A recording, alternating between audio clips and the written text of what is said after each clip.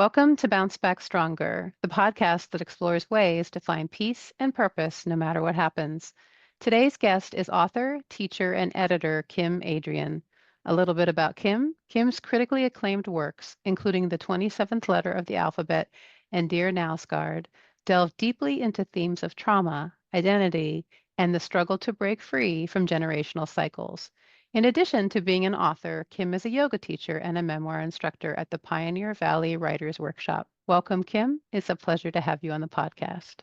Thanks, Donna. It's nice to be here. Yeah, thank you. And we met through Rita Zoe Chin, right? Yeah, Yeah. and you did a Yeah. great interview with her. Oh, thank you. I really enjoyed that book, and it resonates for me like this one does too. So really, really enjoyed the themes and the way you put them together. And maybe that's just the first question. I picked up the 27th letter of the alphabet, Yeah. which I loved. And what brought you to the subject? How did you decide to put it in this format? And maybe talk a little bit about the writing and how you did the chapters. Sure. So it's about my relationship to my mentally ill mother and kind of navigating that both as a child. I tell the story about growing up with this person who had these serious problems, only I didn't really recognize them as mental illness until I was much, much older. And then negotiating that relationship, like memories of that relationship, and then ongoing interactions with her as I became a mother to young children myself. It's structured as a glossary, so alphabetically. And I think I landed on that because it took me a long time to land on that structure. Actually, it took me many years. And it felt like a huge relief when I finally realized I could tell the story like that, because it is very hard to tell a story of mental illness, of loving somebody who's very mentally ill. Yeah. Maybe it's true with all mental illness, but it gets really confusing. And with my mother, it gets very, very confusing. So it kind of gave me permission to tell it in small chunks, and also felt like a really useful metaphor for like, this is so confusing that I have to break it up, and communicating that to the reader through the form. And it's almost like micro memoir a little bit. Like it's got these pieces that are just, they could be a paragraph, and you tell so much in that little vignette. It makes it very digestible. Talk about that maybe a little bit. That I'm not sure everybody's so familiar with that format. Yeah, I mean, the entries are, like you said, like some of them are, I think, probably just a line or so. And then most of them are half a page to a page. And then some of them are longer. I mean, I think at the time, especially, maybe less so now, but I was really fascinated by white space and what you could accomplish with white space just by putting two things next to each other. And like that white space created this little interesting echo chamber or reflection, Yeah. So I really liked working with that with this book. It freed me up. I mean, I think in a way it just gave me a sense of freedom that I'd been seeking, that I hadn't found until I found that form. Yeah. Yeah. And it's interesting. So you had freedom and structure at the same time. So that gives you a container, but then you could play with it. Yeah, totally. Yeah. Yeah, fascinating, fascinating. And maybe, a little bit about growing up in that family environment, and what were some of the ways that you were able to take care of yourself in that environment? I watched a lot of TV with my sister. Yeah. Yeah, I think that was probably the main thing that we did for and with each other that just kind of created a sense of peace. It was a very chaotic home. There's a lot of violence, there's a lot of psychological manipulation and terror, really, is what it felt like. So we were just, when we were in the TV room just hanging out together, I think that just felt like this safe space. To this day, when I see my sister, she lives in Chicago and I live in Boston. So it happens like once a year usually, which isn't enough. But as soon as I see her, I just have this down regulation of my nervous system. It's just like the sun comes out or something, and I feel like that's what we were for each other back then. Like, even though we weren't talking, we were just watching hour after hour after hour of TV. Right. It sounds like your parents may have left you alone then too, which gave you, safety. Right. Yeah. Yeah. I did mark a few pieces. I love this one. This is about when your mother comes to your birthday party. I'll just read it. Part of me understood that I should run downstairs and embrace the tall young stranger standing in the door, but another part of me bristled at this idea. Although I wanted the presence, what I recognized at that moment, without having the words to name it, was a sense of my own will. It was exhilarating. Over my mother, I chose my grandmother. Over emotion, I chose self-control. I chose choice itself. I love that. Thanks. Yeah. I forgot I wrote that. That's It's not funny how that works, but yeah. it just was such a great vignette about, even as a child, you learned your grandmother was looking out for you, I guess, and you trusted her more than Yeah. others. Yeah. Yeah. Right. For sure. Yeah. It's just fascinating. And then I love the ending. Tell me a little bit about the 27th letter. So the 27th letter is technically there used to be 27 and maybe even 28, but now I'm blanking on what the 28th was. Letters to the alphabet. So kids would learn the 26 letters that we learn, and then they would also learn the ampersand, which was a visual contraction of et cetera, like E, T, and I think cetera, and they just squish it together and it becomes that shape, you know? Oh, interesting. Yeah. So I really like we were saying before, like the form really freed me up enormously. I feel like you need a way out of the form too. Like it can't just pin you down completely. So when I discovered that, it just felt like, oh, this is my way out. This is like the exit door from this form. And so things can remain kind of open-ended. It doesn't just end with Z, you know? Yeah, yeah, it would have been too finite because it's also an and, right? So you kind of integrate everything and the last again I have to read it. I've made it through the alphabet and the alphabet has made it through the material. These pages are something I've nurtured for years and they are something I've torn out of myself one line at a time. Writing them has been a difficult yoga. I love this. And I'll tell you a secret I learned along the way. There's something that lives next to memory that isn't quite memory. And there's something that lives next to love that isn't quite love. And there's something that lives next to hope that isn't. It's a muddy leftover thing, and it's enough. And I actually didn't read the earlier sentence, but you're talking a little bit about the lotus imagery. So maybe Mm. take a minute on that. Just, I think that was a beautiful way to end it, I thought. No, thanks. Yeah, I don't know. I mean, I felt like when I don't, are you, I'm guessing you're a writer.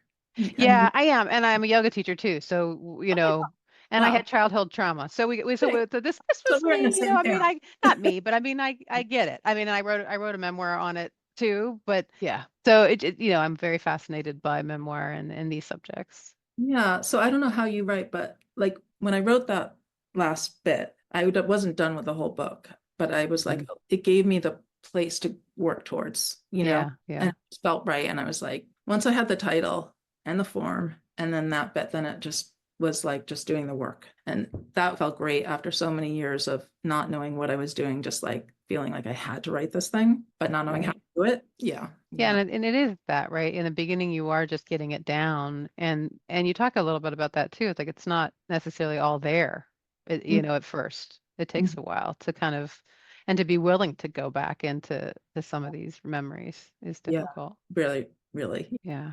Yeah. So so maybe let's talk a little bit about your background in yoga. So were you taking yoga training then while you were writing the book or teaching during that book? I've only started teaching recently, Oh, wow. but I've been practicing since my daughter was like 1. I started right around her first birthday. And I remember it when I finished this book telling my primary yoga teacher. I did Ashtanga at the time. And so I had this like teacher that I saw basically every day. And I told her that I'd finished this book and I didn't think I would have been able to do it without the practice. And she was like so happy. She was like, that's why we do yoga, like to do the work that we That we want to do. yeah, yeah. But I do think I wasn't practicing yoga as seriously when I started it. And I do think that that practice, particularly Ashtanga at that time when I was kind of able to do it, I'm not sure I could do it now physically, Yeah. but I do feel like it gave me like a strength and a belief in myself that I could finally really just finish this thing, you know? Yeah, it probably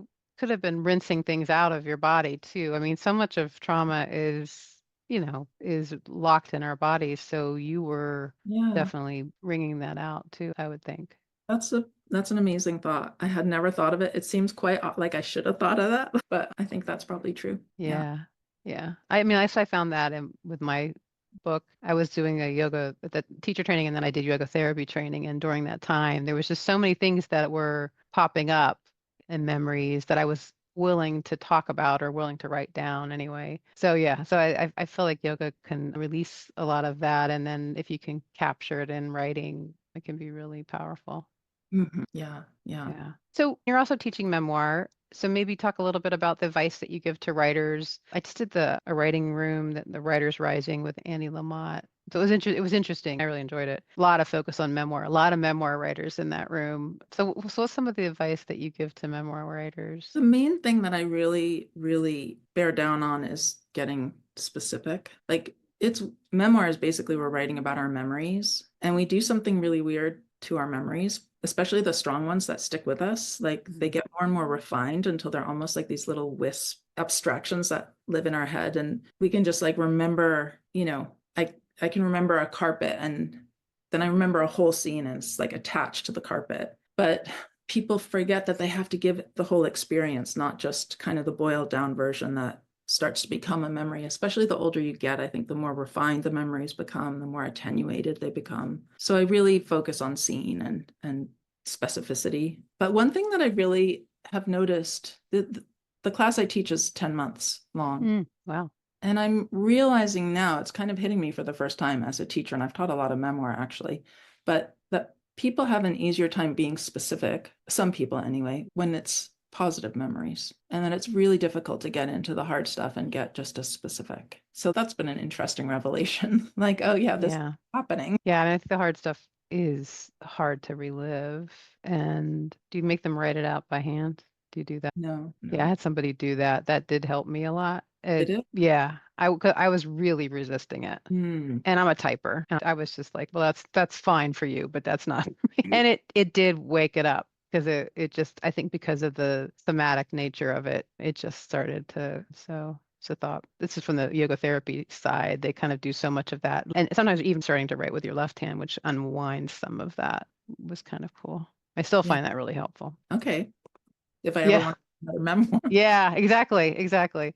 And then maybe if you look back on your journey, what do you think was the most important lesson from your healing process? Yeah, I don't know. I mean, that part that you read about my birthday party when I think I was turning 5, maybe 5, I think at that time. It's so funny that I forgot that because in a way, I feel like that's what writing this memoir was for me, was like asserting my own autonomy. My mother was always the storyteller in the family, and like what she said went, and it might be like completely the opposite of the experience of my sister and my father and myself, but her version was the gospel, and you couldn't cross it unless you were willing to take on heaps and heaps and heaps of verbal abuse. So I think that's partly what impelled me to want to write this in the first place, like just being able to finally assert my experience in my own words, and the exhilaration of having that level of kind of freedom, verbal freedom and autonomy. And I don't know if it's a lesson, but it's like the thing that I take from writing it.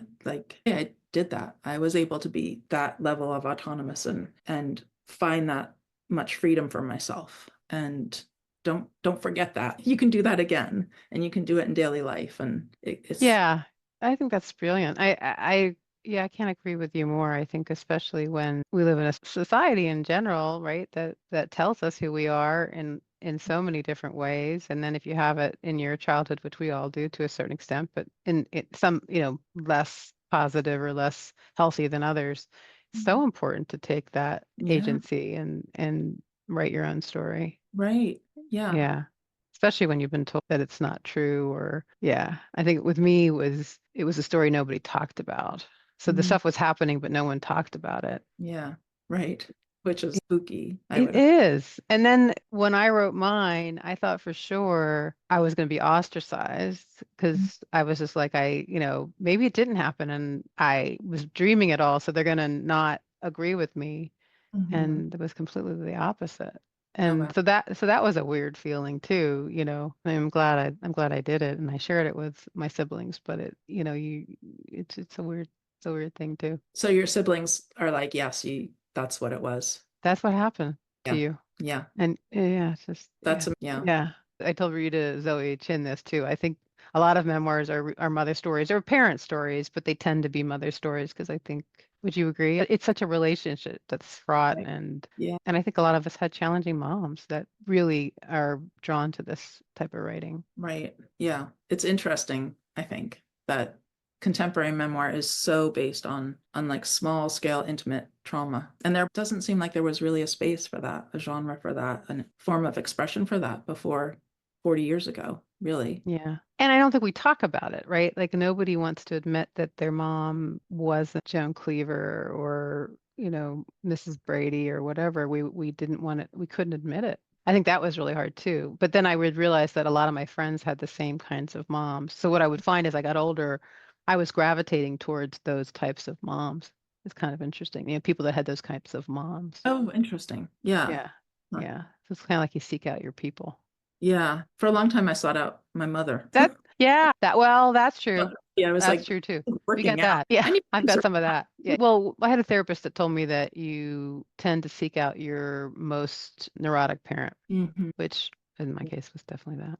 Mm. What are you working on? I'm working, actually, it's funny because you've done this interview with Zoe, and we're both working on novels, and we kind of like support each other doing this. Aw, Yeah, so it's really fun. But yeah, I'm working on a novel about the life and the work and the death of the German romantic writer E.T.A. Hoffmann. oh wow. And I think it's kind of connected tangentially, like not to my memoir, but his mother was really mentally ill. And it's just so interesting if you read his work to like see how she kind of pops up, like, or at least how I imagine these motifs that I imagine must be connected to his mother. So it's kind of, yeah, it's interesting looking at a writer whose mother was very mentally ill and what a different approach he took to like complete fantasy. He wrote the original Nutcracker Tale. Oh wow. The ballet is based on. And it's much darker and much more wild than the ballet, but just to give a sense of what he was up to. Yeah, deep fantasy life. Right. Yeah. So that's been really, it's really fun. It's a completely different beast than memoir. Yeah, oh definitely. Yeah. Yeah. Yeah, I'm working on a novel too, and it's just a different thing. You know the story in the memoir, but you don't know the story in the novel. And there's a lot of freedom about that for me Yeah. anyway. I kind of have fun with it, but then I block. So, so it's just like, and I Yeah. don't know the answer. So It's free, but like you have to worry about two things. Like, am I making a good story? Like when it's on based on life, it's like this is the story. It's what I'm working with. But you're that's right. creating the story, so you're worried about the story and the writing. That's Yeah. right. That's Yeah. right. And yeah, the plot is so important and you really have to figure out that rhythm and all of it. Yeah, it's a very different beast. I'm having a lot of developmental editors look at it because it's just helping me kind of get it the way I want it to be. I kind of know what my story is. It's based a little bit about a time where I lost my memory. So I have a little bit of that in there, so there's some structure in the beginning, but then it has to go off on a tangent because, my memory story is really boring. It's like there's got to be a little bit more to it, sadly. But anyway, well, thanks so very much for being with me. And I Sure. love the 27th letter of the alphabet. I just thought it was so beautiful Thank and you. yeah, I mean, I love the micro scenes. They're just brilliant. So thank you so, so much. It's my pleasure. Thanks for asking me. It's great to meet you. Yeah, so good to meet you too. Yeah. Thank you. That's all for today. If you want to learn more about Kim and her books, those links will be in the show notes. I hope this episode was helpful. If it was, please subscribe, drop a review, or share it with your friends and family. That's the best way to get it in the hands of those who may benefit. And if my daughters, Sienna and Sylvie, are listening, I just want you to know how proud I am of you, and I love you so much. Bye now.